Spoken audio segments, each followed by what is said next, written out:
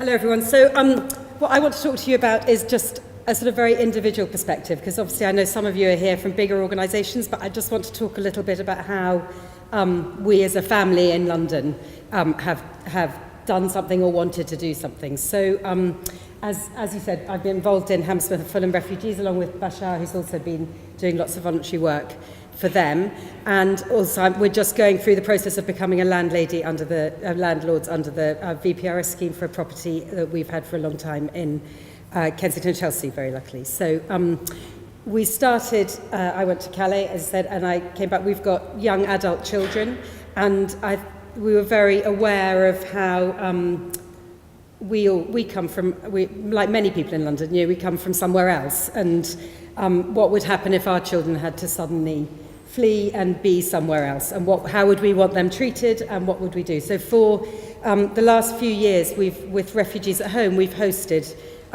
in young men usually, but refugees who are often homeless, and just to get them on their way in London, a bit like a sort of Airbnb type system for a few months, or anything from a couple of weeks to a few months. And so we've been sort of merrily doing that, and I've been involved in Hammersmith and Fulham Refugees Welcome, and it's been an amazing experience and incredibly exciting and interesting. But we've got this property and it was rented, and then we decided, the tenants gave in their notice, and I slightly felt having campaigned to try and get people to offer their properties that's what we should do, really, because there was sort of no way out slightly. So just for any of you, many of you may know this, but I was certainly very confused when I came back to Calais, because there are several systems all running at the same time. So the VPRS scheme is a commitment by the government to bring 20,000 people over directly from the camps. They're people who are on the vulnerable persons list with the UN. So they're already sort of vetted and on that list and ready to come as soon as a property can be found available.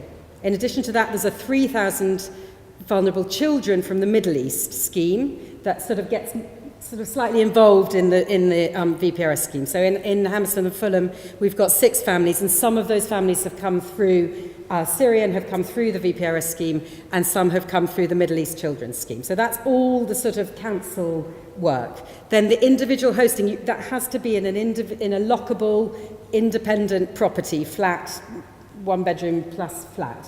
That's different from hosting, which is a sort of more informal, like having a guest in your house. So just to sort of clarify, because it took me quite a while to get that sorted. So talking about the VPRS scheme, it's the government scheme. It involves always the council, even if it's community sponsorship. I think that's right, isn't it, Tanya? That it has to go through the council still. So so as a landlady, this property is a 1-bedroom flat in Kensington, Chelsea. And my main thing is, especially being involved with the refugees, my sort of red line is I do not want to be emotionally involved with that family. So that's the main thing, and that's been absolutely fine, and we've put systems in place with the Refugees Welcome Group in Kensington and Chelsea, and with the council. The other thing is obviously the rent, and I've sort of thought of it really, I mean, it's basically about £5,000 less a year. That's fun, and it's just a donation, and I think that's the easiest way to deal with it. I think it's £260 a week for a 1-bedroom flat in Kensington and Chelsea, and obviously it's more if you rented it out commercially, but you don't have to pay estate agents' fees, and there are various bits that you can sort of knock back off again. And then the benefit is you get this fantastic Refugees Welcome team who sort of move in like a sort of this fantastic operation, who sort of do everything and get the electrician to quote and are covering costs, helping me cover costs of the sort of transition. And then I've got the sort of this fantastic officer on the phone from Kensington Chelsea who is doing the sort of formal bit of help. They've given me an amount to sort of hold the flat, and then is there to sort of liaise and make sure that we get the right person and things. So it's been incredibly easy, much, much easier than finding a tenant and getting a tenant in, and much more friendly and much more fun as a sort of whole process. And so it's not, we're in the interim sort of phase. We think we've got a couple of people who might be coming, and we're just sort of waiting to see, waiting to get that all sorted. But it has been very easy. But I think what I would urge is, there may be some of you here with properties, and that is fantastic. It is really easy, and it's you've just got to accept you're going to get a bit less rent, really, and it might be part of, if you're lucky enough to be able to give a charitable donation or something, to just treat it like that.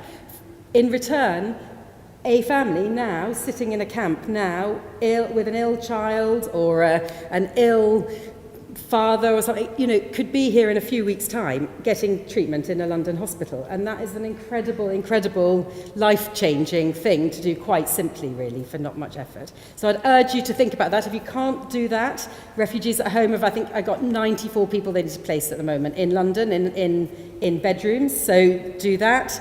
And do get involved in your local refugee welcome. So at Hammersmith and Fulham, we have groups of befrienders who work with the caseworker and the council around a family and support them, and it's really fun. So thank you very much.